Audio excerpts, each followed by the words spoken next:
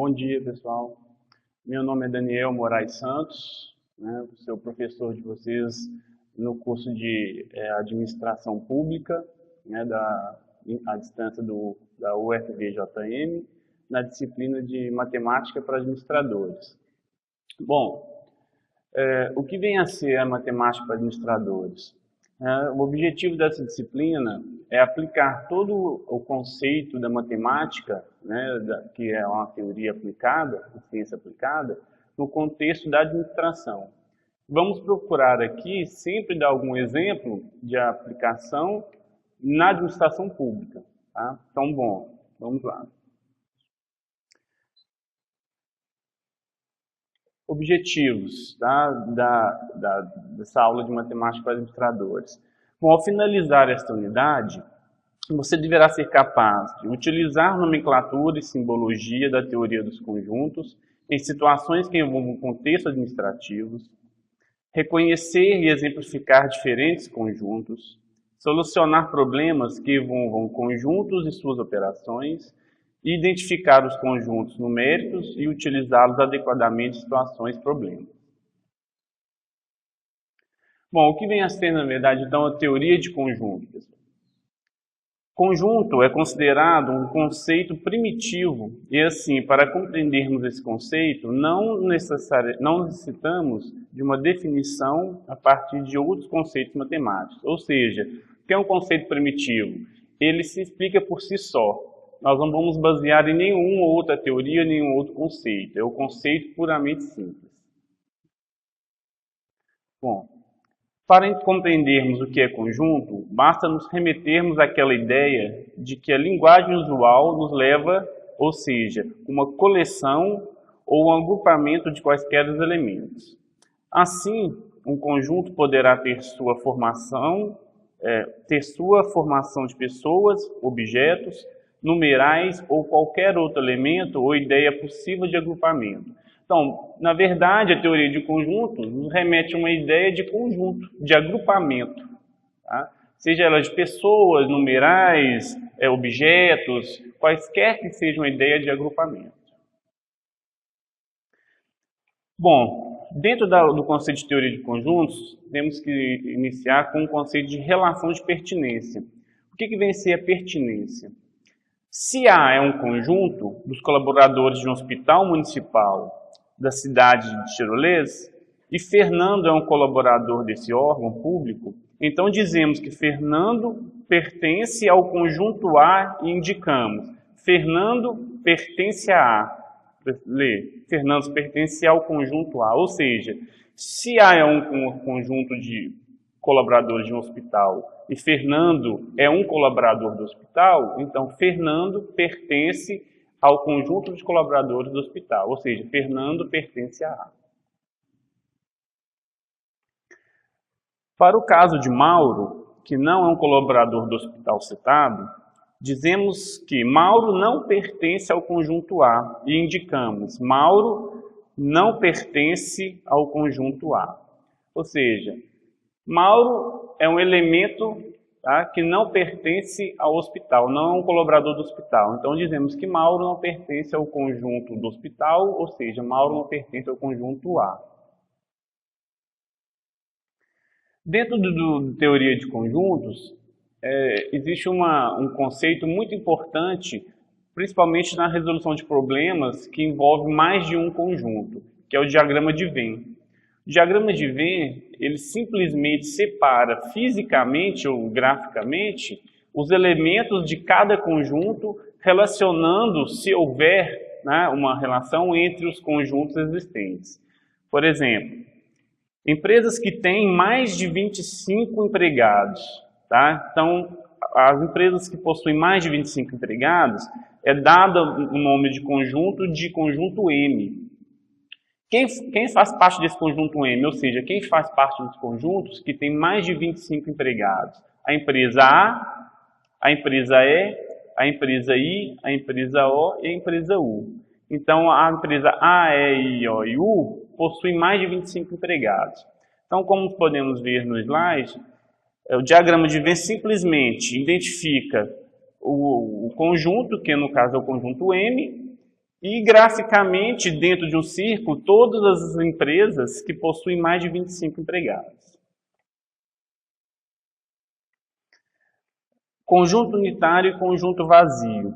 Tá? São dois conjuntos que são muito utilizados também na teoria de conjuntos para que estabeleça alguma relação de causa e efeito dentro da administração pública. Bom, pensamos na situação em que precisemos registrar em cada semana o conjunto P, cujos elementos são os colaboradores que compõem a equipe de trabalhadores da escola pública versus afastamento por licença médica. Ou seja, P vai ser o conjunto, quantos elementos, quantos colaboradores foram afastados daquela empresa por licença médica. Então, o evento P1, como podemos identificar aqui no slide, é chamado de P1 igual a Wagner. Ou seja, Wagner é um elemento desse conjunto que foi afastado por licença médica. Tá? Então, é conjunto unitário, porque naquela semana só existiu um colaborador que foi afastado da empresa por licença médica. E o elemento P2, como podemos ver no slide, é um conjunto vazio. Ou seja, na semana P2, na semana 2, não houve nenhum afastamento por licença médica dos colaboradores daquela empresa. Bom, outra relação importante na teoria de conjuntos é a relação de inclusão. Podemos verificar no slide 3 conjuntos. Conjunto S, que é o conjunto das letras A, E, I e O. O conjunto K, que é o conjunto A, E, I, O e U. E o conjunto H, que forma com as suas letras a palavra firma, F, I, R, M, A. Bom, dizemos então que S está contido em K, ou seja, S possui todos os elementos que compõem o elemento K. Se isso é verdade, dizemos que S está contido em K. Ou então que K contém S. Tá? Ou seja, se um elemento compõe todos os elementos de outro conjunto, dizemos que esse conjunto está contido no outro, ou então que esse outro contém o primeiro. Bom, verificando mais embaixo no slide, podemos entender que S não está contido em H, ou seja, os elementos do conjunto A, que é a letra A, E, I e O, não estão contidos dentro do conjunto H, que é o F, o I, o R, o M e A. Existe um ou outro, por exemplo, a letra A, a letra I, mas isso só dizemos que um está contido no outro quando todos os elementos são comuns. Conjunto universo é outro conjunto muito utilizado para a resolução de problemas. O conjunto universo é simples. O conjunto universo, ele simplesmente exemplifica todas as possíveis soluções para um tipo de problema. Por exemplo, conjunto das vogais. Tá? Quais são? A, E, I, O, U. Tá? Isso é um conjunto universo, ou seja, ele compõe todas as possíveis soluções para daquele problema, ou seja, vogal, são todas. Então, se compõe todas as vogais, é considerado conjunto universo. Uma característica importante da teoria de conjuntos é a interseção. Como podemos verificar no slide, os colaboradores das prefeituras que possuem 40 anos e sexo feminino. Então, ou seja, fazendo a relação à teoria de administração pública, vamos pegar o exemplo de prefeituras. Tá? Vamos fazer uma relação, um estudo das pessoas que trabalham numa prefeitura, que são colaboradores dessa prefeitura, que têm 40 anos e são do sexo feminino. Tá? Então, podemos verificar pelo diagrama de Venn, indicado pelo diagrama A, pelo conjunto A, as pessoas que possuem 40 anos. E pelo diagrama B, as pessoas que são do sexo feminino. Interseção é aquela identificada pelo conectivo E, como podemos verificar, 40 anos e sexo feminino. Então, como o diagrama identifica, por essa área interseção entre eles, ou seja, a área em comum entre eles.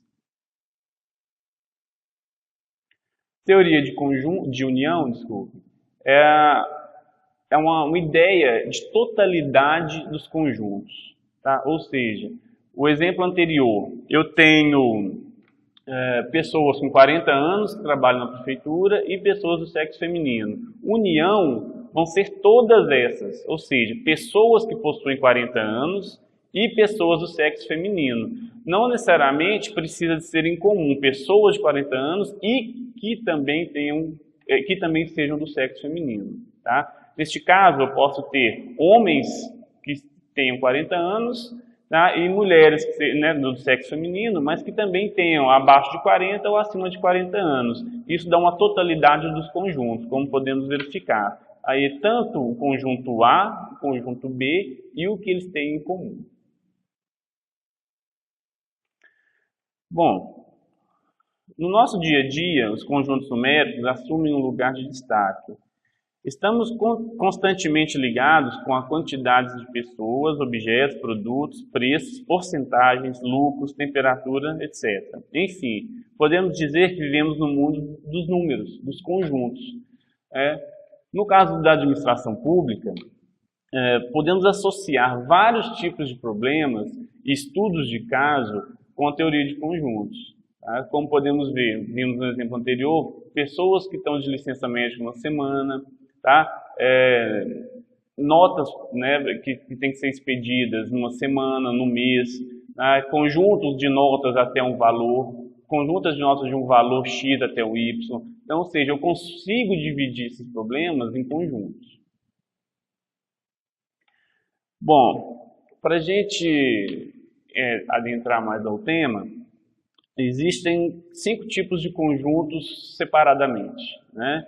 Que é o conjunto de números naturais, que é o N, conjunto de números inteiros, que é o Z, conjunto de números racionais, que é o Q, conjunto de números irracionais, que é o I, e conjunto dos números reais, que é o R.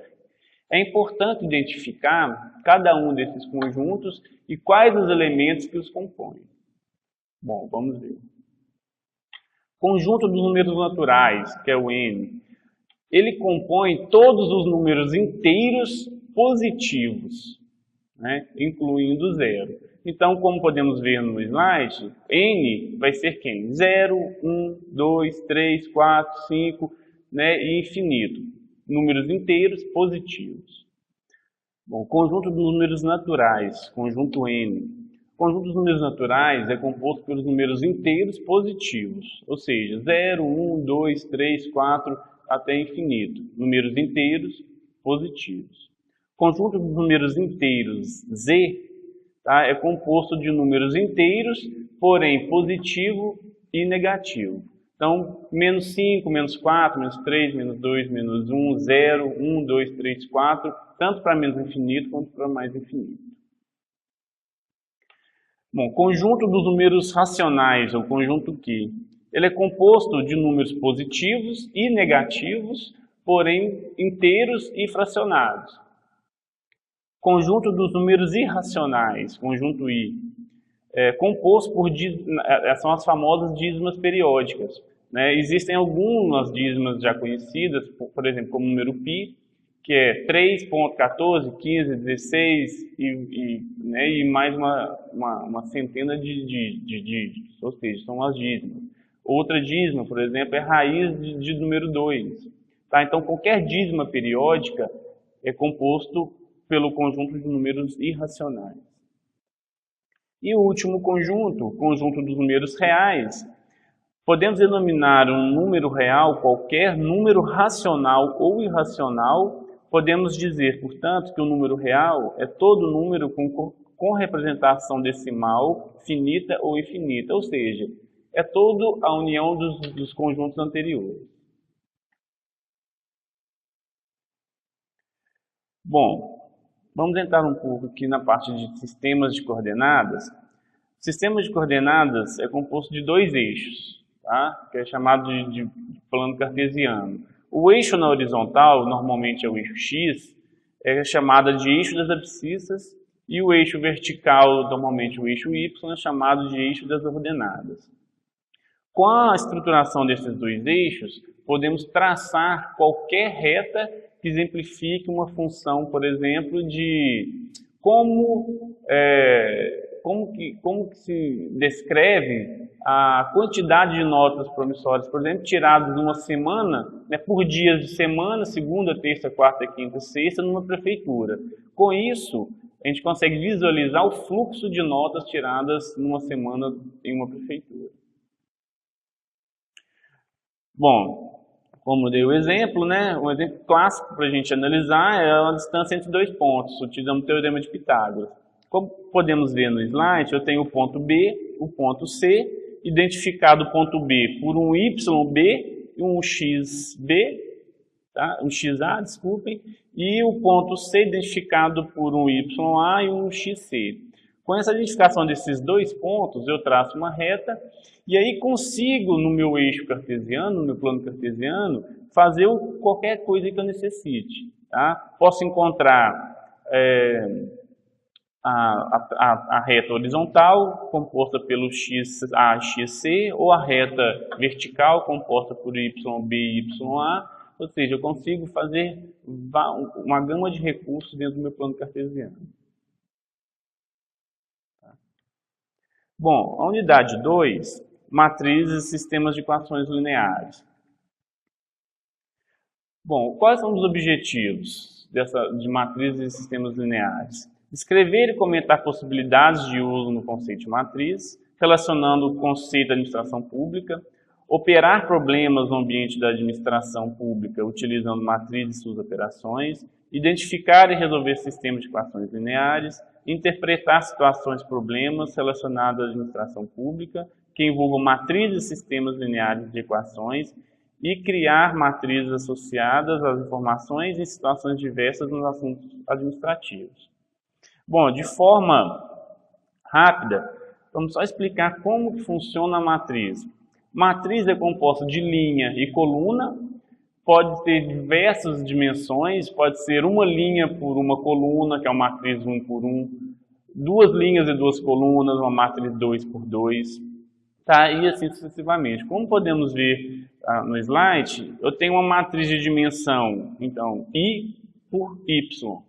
Né? No caso, no exemplo, eu tenho uma matriz de dimensão 2 por 3, ou seja, duas linhas e 3 colunas. Bom, no caso de sistemas lineares ele vem casado com as matrizes. Tá? Bom, eu consigo identificar nas minhas matrizes problemas de ordem matemática. Então, eu pego um problema, distribuo os valores desses problemas em ordem de matriz. Com isso, eu consigo identificar da matriz para sistemas lineares. São duas formas de resolver problemas. Tá? No caso da matriz, eu vou resolver os problemas de ordem, como nós podemos dizer, ordem unitária, separada. Quem tem dificuldade nesse tipo de resolução de problema pode transformar a matriz em sistema linear. Transformando de matriz para sistema linear, é possível resolver de forma matemática, em forma de função, de equação. Bom, então fica a dica para vocês de qual forma resolver. Tanto matriz quanto sistema linear é possível resolver os problemas da administração pública. Bom, então cabe a você escolher qual a opção que seja mais viável, que seja mais indicada a seu nível de conhecimento. Tá? Bom, nós vamos ficando por aqui nessa primeira aula, né? Vimos a unidade 1 e a unidade 2. No próximo vídeo nós veremos a unidade 3. Tá? Muito obrigado e bom dia para todos.